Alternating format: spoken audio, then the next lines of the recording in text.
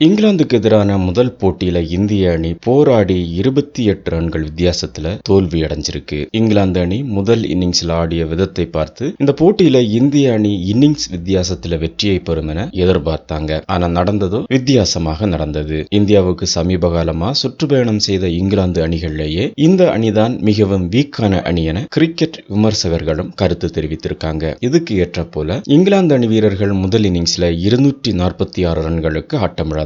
இதுக்கு முக்கிய காரணம் சுழல் பந்து வீச்சுக்கு சாதகமான ஆடுகளத்துல அதிரடியா விளையாடி விக்கெட்டுகளை இழந்ததுதான் என ரசிகர்கள் கூறி வந்தாங்க. ஆனா யாருமே எதிர்பார்க்காத வகையில இரண்டாவது இன்னிங்ஸ்ல இங்கிலாந்து அணி வீரர்கள் தகுந்த பதிலடியையும் கொடுத்திருக்காங்க. குறிப்பா அந்த அணியோட ஆலி போப் 196 ரன்கள் குவித்து இந்திய டெஸ்ட் வரலாற்றுல ஒரு பிரமாதமான இன்னிங்ஸ் ஆடி இங்கிலாந்து அணிக்கு இப்ப வெற்றியை தேடி கொடுத்திருக்கிறார். இந்த நிலையில 231 ரன்கள் எடுத்தால் வெற்றி என்ற இலக்கோட இந்திய அணி இரண்டாவது இன்னிங்ஸ்ல விளையாடிய பொழுது விதியை மீறி நடுவர்களும் இங்கிலாந்து வீரர்களும் செயல்பட்டதா குற்றச்சாட்டு எழுந்திருக்கு. அதாவது இந்திய அணியோட 9வது விக்கெட் 177 ரன்கள்ல விழுந்தது. அந்த கட்டத்தில் வெற்றிக்கு 54 ரன்கள் தேவைப்பட்டது. அப்போ கடைசி விக்கெட்டுக்கு சேர்ந்த பும்ராவும் சிராஜும் பொறுப்பா விளையாடி ரன்களை சேர்த்திருக்காங்க. கடைசி விக்கெட்டுக்கு இந்த ஜோடி 25 ரன்களை சேர்த்தது. இந்த கட்டத்தில் தான் நடுவர்களும் இங்கிலாந்து கிரிக்கெட் அணியும் விதியை மீறியதா இந்திய ரசிகர்கள் புகார் கூறி வருகிறார்கள். அதாவது 4வது நாள் ஆட்டம் வீசப்பட வேண்டிய ஓவர்களுக்கான நேரம் முடிவடைந்து விட்டது. ஆனா கைவசம் இன்னும் ஒரு விக்கெட் தான் இருக்கிறது.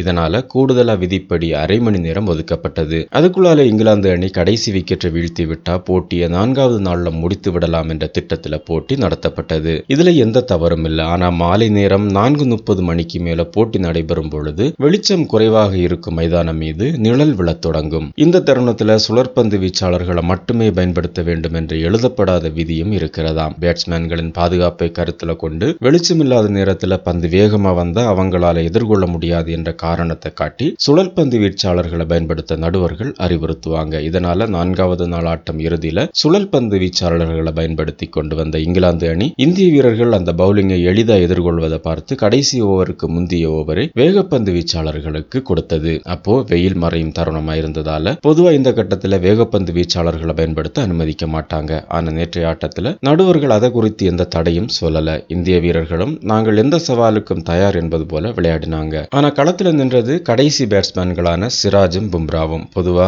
பவுலர்கள் வேகப்பந்து வீச்சை எதிர்கொள்ள தடுமாறுவாங்க. இதனால திடீரென மார்க்வுட்டை அந்த கடைசி கட்ட நேரத்தில் பயன்படுத்தினார் ஸ்டோக்ஸ். இது இந்திய வீரர்களுடைய நம்பிக்கையை கொஞ்சம் அசைத்து பார்த்தது. இதனால் ஏற்பட்ட கவன சிதறல் காரணமா அடுத்த ஓவர்ல சுழற்பந்து வீச்சாளர்களை எதிர்கொள்ளும் பொழுது சிராஜ் தன்னுடைய விக்கெட்டை இழந்து போனார். இந்த விதிமீறலை யாருமே கண்டுகொள்ளாம விட்டதுதான் ஆச்சரியமா இருக்கு என கிரிக்கெட் வல்லுநர்களும் கருத்து தெரிவித்திருக்காங்க.